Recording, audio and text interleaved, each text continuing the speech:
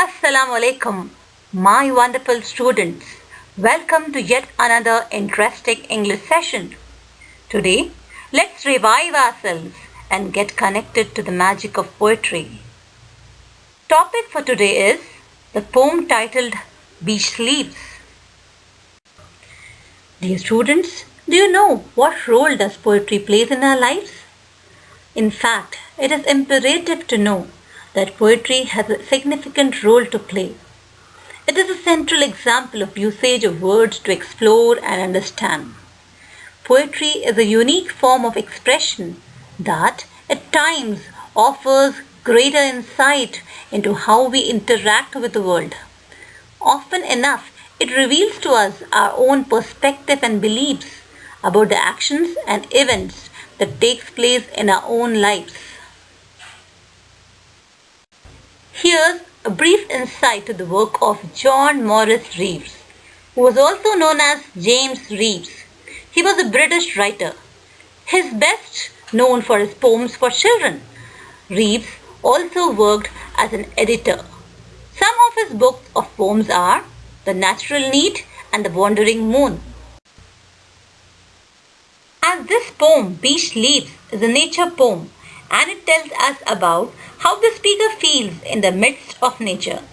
Let's first have a look at these four main seasons: winter, spring, summer, and autumn, which plays an important role in our lives.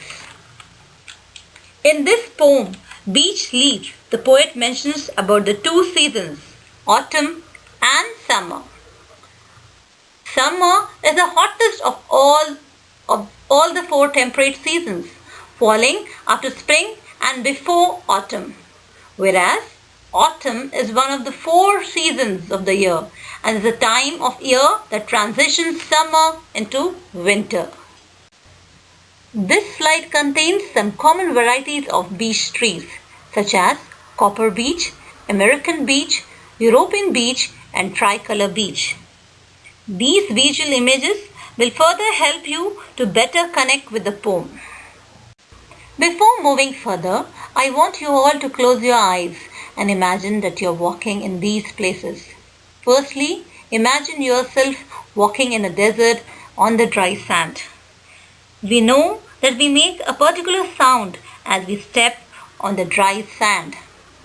Let's listen to the audio to know the sound we make while walking on dry sand.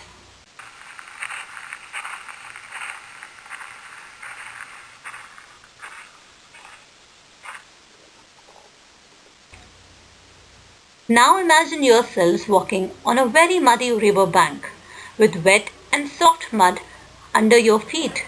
What sound would you make when you walk in this place? Let's listen to this audio.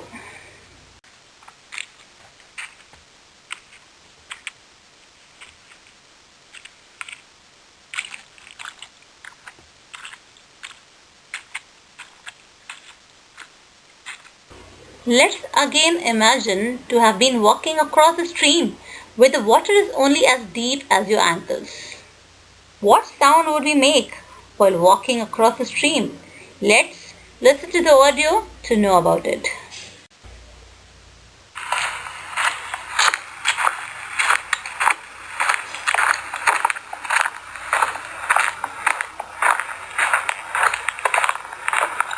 Children, won't it be fun to walk in these places? Through the audios we have heard, we have learned that we make a particular sound as we step through sand, mud, or water. This poem, Beech Leaves, enables us to imagine walking through the pebbly shore and the beechwood path. Dear students, this picture will help us to visualize the beechwood path, which the poet describes in the poem Beech Leaves.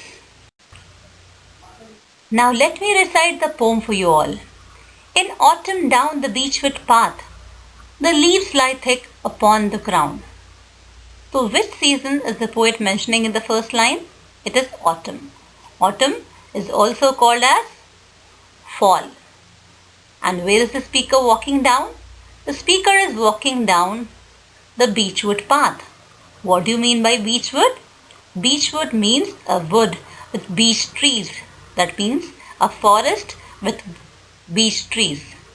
In autumn, down the beechwood path, the leaves lie thick upon the ground, which means the speaker finds a thick layer of leaves down the beechwood path.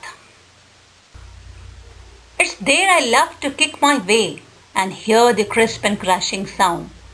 So, beechwood path is the place where the speaker loves to walk around during autumn. And what kind of sound does the speaker make when he stamps on the leaves? It's crisp and crashing sound.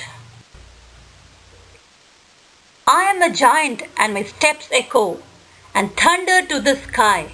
How the small creatures of the woods must quake and cower as I pass by. From these lines, we can understand that the speaker is a child, as he imagines himself to be a giant, and he also feels powerful enough to scare tinier creatures in the wood. Now, let us know the meanings of the difficult words in these lines. Echo means sound again and again. Quake here means shake with fear. Cower means to bend low and move back in fear. Let me move further. This brave and merry noise I make, in summer also when I stride down to the shining pebbly sea and kick the frothing waves aside. Here the speaker imagines himself to be brave when he makes that merry noise. He also enjoys himself similarly in summer as he walks down the beach to the pebbly seashore, kicking the frothy waves. Now, let me summarize the poem for you all. In this poem, the speaker describes what it feels like to walk in the forest and on the beach, stepping through leaves and water. The child, that is, the speaker in the poem, enjoys himself in autumn, walking down the path among the beech trees in the wood. He loves to hear the crackle of dry leaves as he tramples on them.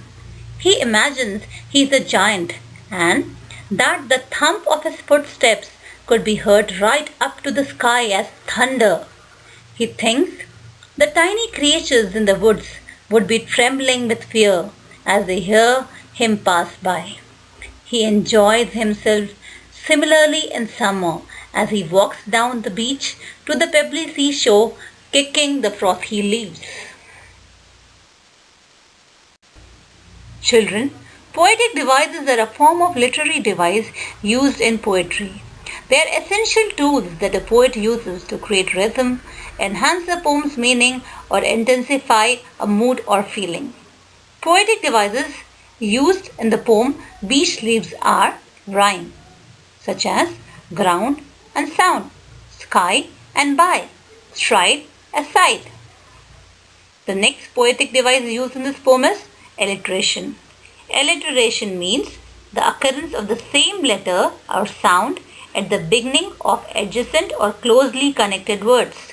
For example, leaves lie, crisp crashing, merry make, summer stride. The other poetic devices used in this poem are visual imagery and metaphor. Visual imagery means a mental picture of a thing or an object or a place. For example, autumn. Leaves thick upon the ground, down the beechwood path are some examples. The other example here is summer. Sandy beaches, pebbly sea, frothy waves, etc. The other poetic device used in this poem is metaphor. Metaphor means a thing regarded as a representative or symbolic of something else. For example, the child, that is the speaker, thinks of himself as a giant.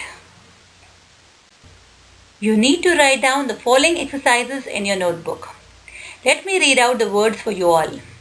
The first word is autumn, autumn. The second word is beechwood, beechwood. The third is crisp, crisp. The fourth is quake, quake. The fifth word is cover, cover. The sixth word is stride, stride. The seventh word is frothing. Let me read out the meanings for you all. Beechwood means a wood with beech trees or the wood of beech trees. Echo here means sound again and again. Quake means shake with fear. Cover means bend low and move back in fear. Stride means walk quickly with long steps. Frothing means bubbling. This slide contains framed sentences. The words have been given for you all, and I've also framed few sentences as examples. You can either frame sentences on your own or copy from what I've given in this slide. Now, you all need to write down the following question and answers in your notebook. Let me read out the question and answers for you all. In which two places does the speaker walk? The answer is, the speaker walks down the beechwood path and on the seashore. The second question is, in which seasons does he walk there? The answer is, he walks down the beechwood path in autumn and on the pebbly seashore in summer. The third question is, what are the things that the speaker walks through? The answer is, in the beechwood, the speaker walks through the dry leaves that have fallen on the ground. On the beach, he walks through the frothy waves. Fourth question, who do you think is the speaker of the poem? Why? The answer to it is, the speaker of the poem seems to be a young boy as he loves to kick his way through the leaves and waves and imagines that he appears like a giant to the small creatures of the wood.